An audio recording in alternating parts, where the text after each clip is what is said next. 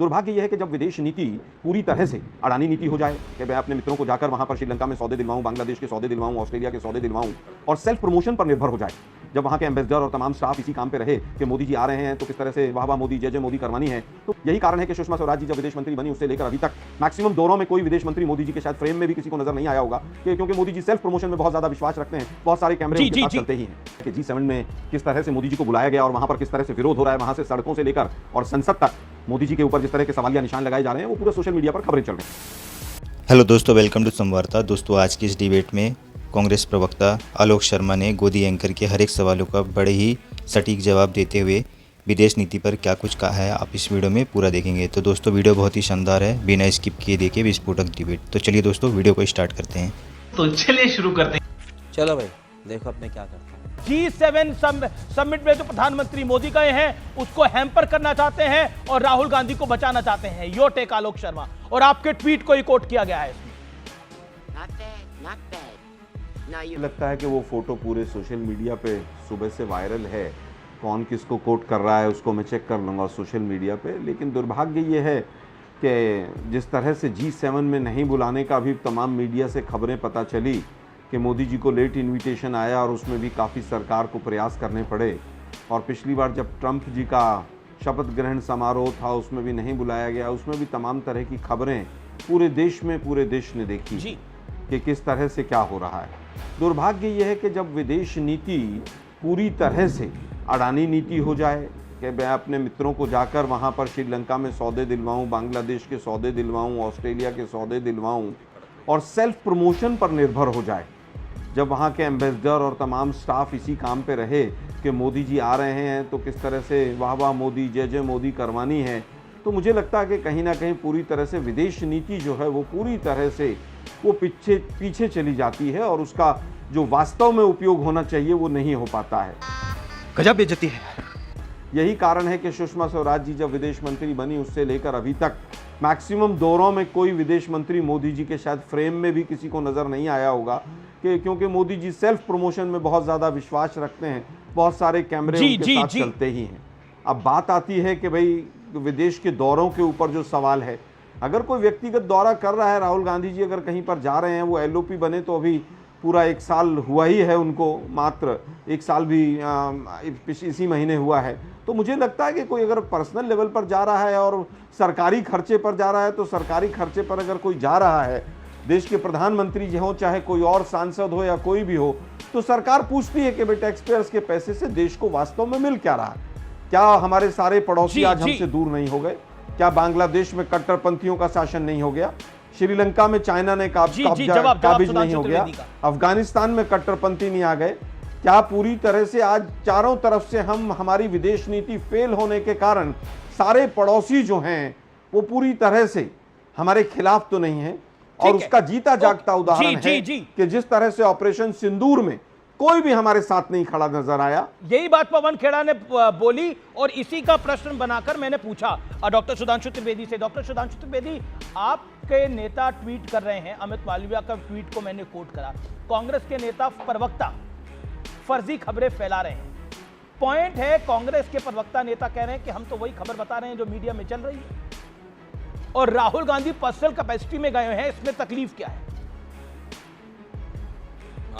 दोनों बातों का जवाब देता हूं। देखिए, पहली बात ये कह रहे हैं कि विदेश में गए और क्या गजब की बात आलोक जी कह रहे हैं, मतलब ये कह रहे हैं कि सब जगह भारतीय कंपनियों को कॉन्ट्रैक्ट दिलवा दिया भारत की सरकार ने, श्रीलंका से लेके और ऑस्ट्रेलिया से लेके इजराइल से लेके अमेरिका तक। अरे तो आपको मानना चाहिए कि भारत की कितनी ताकत हो गई। कहां एक दौर था कि अमेरिकन कंपनीज को आप कॉन्ट्रैक्ट दिलाते थे, दिलवाया था ना यूनियन कार्बाइड को, पहले उसको आओ कहो भैया अपना प्लांट लगाओ, फिर उसके बाद मुनाफा कमाओ, फिर हमारे लोगों को जब निपटा दो तो भगाओ। एंडरसन को बैठाल के भगा दिया था। कोई सेंस है इस बात? देखिए, मुझे लगता है कि G7 में किस तरह से मोदी जी को बुलाया गया और वहाँ पर किस तरह से विरोध हो रहा है, वहाँ से सड़कों से लेकर और संसद तक मोदी जी के ऊपर जिस तरह के सवालिया निशान लगाए जा रहे हैं, वो पूरे सोशल मीडिया पर खबरें चल रही हैं। अब बात आती है कि साहब वो चाइना के साथ एग्रीमेंट, अरे भाई राम माधव ट्रेनिंग दिलाने के लिए लेकर गए थे, उसमें क्या था? वो ट्रेनिंग किसको दिलाने लेके गए थे राम माधव जी? उसमें क्या क्या हुआ था जरा देश के सामने खुलासा कर दीजिए। मोदी जी ने तो चाइनीज़ भाषा शुरू करवा दी थी वहाँ गुजरात में। आप केवल ये बता दीजिए कि पीएम केयर्स फंड में चाइना से कितना पैसा आया है। पीएम केयर्स फंड में तो राष्ट्रीय चिन्ह, राष्ट्रीय प्रतीक लगा के आप लोग पैसा इकट्ठा करते हैं। क्या स्टार्टअप्स में और तमाम चीज़ों में चाइना का पैसा नहीं आ रहा है? क्या चाइना के एग्रीमेंट सरकार के साथ नहीं हो रहे हैं? ये केवल ध्यान भटकाने की बात है। एक फेल विदेश नीति एक कमजोर प्रधानमंत्री को बचाने का प्रयास भर है कि गांधी फैमिली के पीछे छुप के खड़े हो जाओ। भाई 11 साल हो गए आपकी सरकार को। अगर पर्सनल कैपेसिटी पे कहीं पर किसी ने गलत बुलाया था, गलत कोई चीज़ हुई थी, तो अभी तक उसको आप उजागर करते। आप कह रहे हैं कि साहब यूनियन कार्बाइड, अरे भाई यूनियन कार्बाइड तो जिस समय पर 2.5 साल इमरजेंसी के बाद सरकार आप लोगों की रही, जिसमें मोरारजी देसाई जी प्रधानमंत्री रहे, उस समय पर भी काम कर रही थी।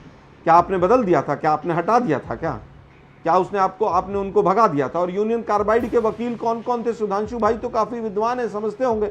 वो व्यक्ति शायद बाद में लॉ मिनिस्टर भी बने हों। खैर, आज का विषय मैं वापस आता हूं कि मैं भटकने नहीं दूंगा विषय को। मैं तो केवल ये कह रहा हूं कि पहली बार इतिहास में हो कि रशिया और पाकिस्तान के बीच में मिलिट्री एक्सरसाइज साथ साथ होती हैं।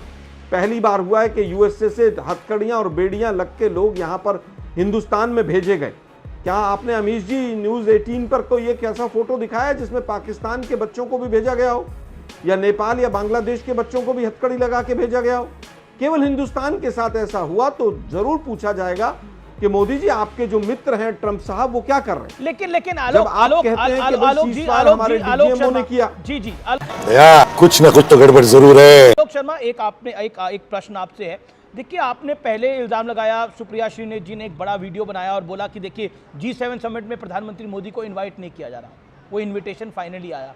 फिर आसिम मुनीर को अमेरिका बुला रहा है अपने आर्मी डे के ऊपर, एक वो प्रोपेगेंडा चला, वो भी झूठ निकला, वो भी गलत निकला। अब G7 समिट में जब प्रधानमंत्री मोदी जब वहां थे ही नहीं और उससे पहले की फोटो को आपने स्वयं ट्वीट कर दिया, जिसको लेकर अब विषय बन रहा है। जिस एजेंसी को आपने कोट करा, उस एजेंसी के एडिटर इन चीफ ने बाकायदा लिखा कांग्रेस का प्रवक्ता एक फेक न्यूज फैक्ट्री की तरह काम कर रहा है। और फिर बीजेपी के आईटी हेड अमित मालवीय ने ट्वीट करा। और अभी तो रुको, क्लाइमैक्स अभी बाकी है। मैं समझता हूं कि वो पूरे सोशल मीडिया पर वो फोटो चल रहा है। सोशल मीडिया जो बच्चा मेरा देखता है, जो लड़का जो काम करता है, मैं उससे बात करके देख लूंगा। अगर कोई चीज़ उसमें होगी तो उसको हटा दिया जाएगा, कोई बहुत बड़ी बात नहीं है। मेरे ट्वीट से कोई विदेश नीति का लेना देना थोड़ी ना है भाई। बिल्कुल आपके ट्वीट से विदेश मैं तो ये कह रहा हूं कि किस तरह से, लेकिन बीजेपी आरोप लगा रही है कि ये प्रोपेगेंडा आप लोग चला रहे हैं। अरे बीजेपी का काम तो आरोप लगाना ही है। बीजेपी तो ये बताए ना कि पाकिस्तान को जो एंटी टेररिज्म पूरा यूनाइटेड सिक्योरिटी काउंसिल का एक विंग है, उसका उपाध्यक्ष पाकिस्तान को कैसे बना दिया। बीजेपी इस पर कोई ठीक है, ये लाजमी सवाल है। ये तालिबान के खिलाफ का जो प्रपोजल है जवाब लेना चाहिए। लेकिन आज आप न्यूज मेकर हैं आलोक शर्मा, आज आप न्यूज मेकर हैं, आप हेडलाइंस में हैं हर तरफ, इसलिए आपसे ये सवाल पूछना मेरा जरूरी था। हालांकि क्योंकि आज खबरों में आप छाए हुए हैं, इसलिए यह सवाल पूछना मेरा लाजमी था आपसे। लेकिन सुधांशु त्रिवेदी अब वो कह रहे हैं कि भाई उनके यहां पर किसी बच्चे ने, जो आलोक शर्मा को कोट अनकोट करके मैं बोल रहा हूं, किसी बच्चे ने ट्वीट कर भी दिया तो हट जाएगा। विदेश नीति तो आलोक शर्मा नहीं चला रहे ना, वो विदेश मंत्री तो है नहीं, पूर्व विदेश मंत्री भी नहीं है आलोक शर्मा। देखिए, ये बिल्कुल उन्होंने सही बात कही। यहां यही तो समस्या है अमीश जी। ये जो बच्चे हैं ना कांग्रेस के मीडिया सेल में और जो आईटी सेल में, जो राहुल जी को भी बहुत कुछ देते हैं, इन बच्चों के जो वो बैठे हुए हैं सरमाएदार सरपरस्त, वो बच्चे किस स्कूल से ट्रेनिंग लेके आ रहे हैं, ये देश को समझना चाहिए। शायद वो सोरस स्कूल ऑफ प्रोपोगंडा से तो कहीं कनेक्टेड नहीं है। वो बच्चे वहां से ट्रेनिंग लेके आते हैं और एक नया प्रयोग यहां शुरू कर देते हैं। अच्छा, you made your point. Okay Alok Sharma, 30 second then Faraz Kidwai and Rohit Singh. देखिए मेरा सीधा सीधा सवाल है कि ट्रंप ने सीज फायर का ऐलान किया, हमारी विदेश नीति क्या ट्रंप चला रहे हैं, पहला सवाल। दूसरा सवाल मेरा सीधा सीधा कि अगले ही दिन आईएमएफ पाकिस्तान को लोन दे देता है और हम यहाँ पर पीठ थपथपाने लगते हैं। तीसरा सवाल कि जो एंटी टेररिज्म का जो सिक्योरिटी काउंसिल का यूएन का विंग है, उसमें उपाध्यक्ष पाकिस्तान कैसे बन जाता है।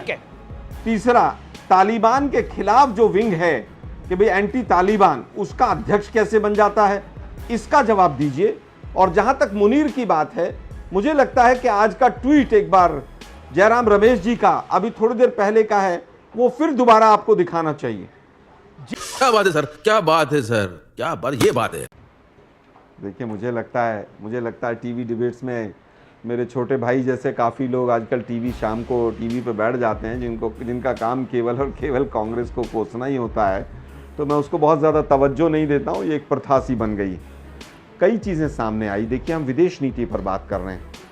हमने पहले नमस्ते ट्रंप किया, हाउडी मोदी किया, उसका नुकसान हमें ये झेलना पड़ा कि जो बाइडेन ने जम्मू कश्मीर के ऊपर हमारे खिलाफ स्टैंड लिया, जो बाइडेन ने 2.5 साल तक हमें एम्बेसडर नहीं दिया, जो बाइडेन ने हमारे पास जो 6th जनरेशन वाली कई टेक्नोलॉजीज थी वो नहीं ट्रांसफ़र होने दी कई साल तक। जी। इसके बाद हमें क्या नुकसान हुआ कि अब ट्रंप साहब आ गए। तो अब ट्रंप साहब हमारा साथ नहीं दे रहे हैं किसी भी रूप में, क्योंकि आपने उस समय पर जो बाइडेन से नज़दीकियां बढ़ाने का प्रयास किया, और वो स्वाभाविक था क्योंकि वो जीते हुए राष्ट्रपति थे। अब बात यह है कि चाइना को क्लीन चिट किसने दिया? देश के पहले प्रधानमंत्री होंगे। सुधांशु भाई ने बड़ी बड़ी बातें की, भाई खता किसने भुगती? भाई ठीक है, युद्ध हुआ, हम रोहित कुछ कहना चाह रहे हैं, लेकिन यहाँ तो बिना युद्ध ही हारते चले जा रहे हैं हम।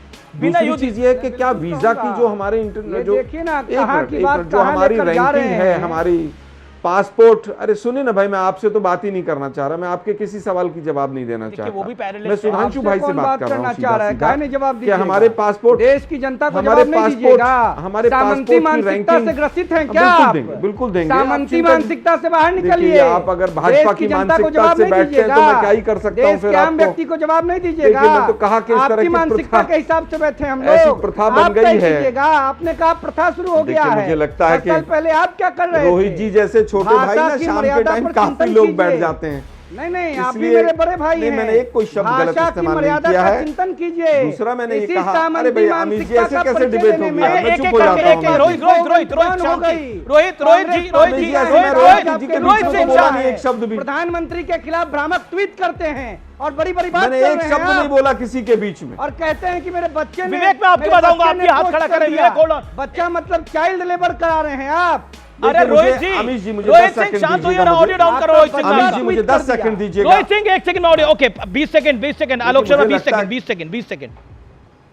देखिए मुझे लगता है कि चाइना को अगर क्लीन चिट दी तो सबसे बड़ी वो कूटनीतिक फेलियर था। चाइना ने उसका पूरा उपयोग किया और चाइना आज पाकिस्तान के साथ पूरी तरह से खुल के खड़ा रहा, युद्ध के समय में भी। जी। उसी ने कोऑर्डिनेट्स दिए बताए गए हैं, उसी ने तमाम हथियार देने की बात भी आ रही है, तमाम तरह की मदद उसने पाकिस्तान को पहुंचाने की तमाम न्यूज चैनल से खबर आ रही।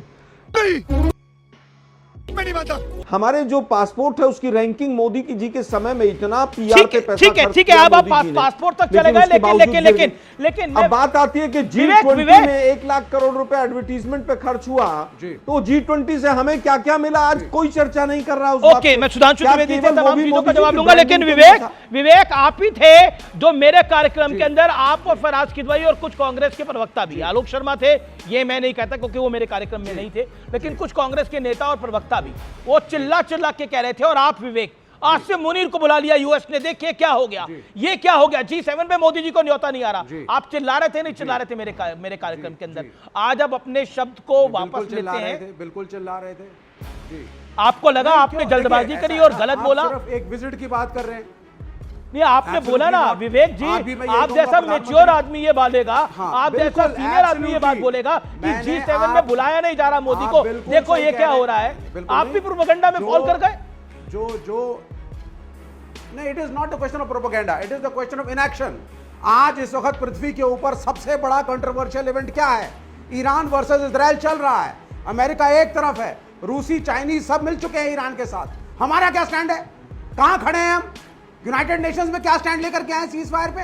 Where is India? Mrs Gandhi का टाइम था, राजीव गांधी का टाइम था, हम लोग स्टैंड लेते थे। नेहरू का टाइम था, नॉन अलाइनमेंट होता था। विश्व में कुछ भी हो भारत का उसमें एक रोल होता था। आज हम कहां हैं? G7 में आप जा रहे हैं, क्या स्टेटमेंट है आपका? किसके साथ हैं आप? ईरान के साथ हैं, इजराइल के साथ हैं, किसके साथ हैं आप? You have to take stands. बात तो सही है। बात पे वो रोहित जी से कहने लगे, भाई रोहित जी छोटे भाई हैं, हमारे भी छोटे भाई हैं, मगर साहब आलोक जी, ये जो बड़के ताऊ थे आपकी पार्टियों के, ये काहे मणिशंकर अय्यर जी तो बड़का ताऊ थे ना, जाके पाकिस्तान में कहते मोदी को हटाने के लिए आपकी मदद चाहिए। ये नटवर सिंह अपनी किताब one life is not enough में लिखे थे कि मुझे विदेश मंत्री से इसलिए हटाना पड़ा क्योंकि अमेरिका नहीं चाहता था। ये मनमोहन सिंह सरकार के विदेश मंत्री ने अपनी किताब में लिखा है। तो छोटे भाई पे आक्रमण करने से पहले बड़के ताऊ के बारे में सोच लीजिए। अभी मजा आएगा ना भिड़ो। मुझे लगता है कि पासपोर्ट हमारे की रैंकिंग बढ़े, सभी चाहते हैं, लेकिन हमारे लोग वहाँ से, हमारे युवा जो हैं वो बेड़ियों में और हथकड़ियों में, हवाई जहाज़ में अमेरिका ने कभी नहीं भेजे थे। और आप ये देखिए कि पिछले 10 दिन पहले ही एक हमारे यहाँ से विद्यार्थी गया, उसको किस तरह से फर्श पर डालकर, किस तरह से उसके खिलाफ बेड़ियाँ डालकर पूरा वीडियो आया था। आज के प्रधानमंत्री और आज के विदेश मंत्री तो उस पर एक जवाब देने के लायक भी नहीं समझते कि इतना बड़ा मुद्दा है। अब तमाम विषय उठे यहाँ पर, मैं तो केवल ये पूछ रहा हूँ कि भाई आपने बहुत बड़े सवाल उठाए धारा 370 पे, इस पे, उस पे। क्या इंडस वाटर ट्रीटी अभी है कि कैंसिल हो गई है? क्या वो बंद हो गई है? क्या शिमला समझौता इतने दिन तक चला, वो भी पाकिस्तान ने अभी आसिम मुनीर को लेकर जयराम रमेश ने भी वाटर ट्रीटी, वो पानी बह रहा है के अंदर। जयराम रमेश ने भी आसिम मुनीर को लेकर अभी लेटेस्ट बयान दिया था, जिसका जयराम रमेश जी ने साफ कहा कर रहे थे। ओके, जवाब मुनीर जो है वो वहां पर बैठा हुआ वाशिंगटन डीसी में। अब आप जवाब दे दीजिए। टाइम लिमिट को फॉलो करें। 5 second Sudhanshu Trivedi. Indus water treaty समाप्त है या अभी चालू है? साहब, हमने इंडस वाटर ट्रीटी में जो पानी रोका है और उसकी वजह से पाकिस्तान के पंजाब और सिंध के बीच में जो डैम बनाया था पंजाब में, पाकिस्तान के पंजाब में, इसलिए सिंध में इतना बड़ा रिएक्शन हो रहा है कि वहां के गृह मंत्री के घर में आग लगा दी गई है। और जो कि खत्म, bye bye, tata, good bye, गया।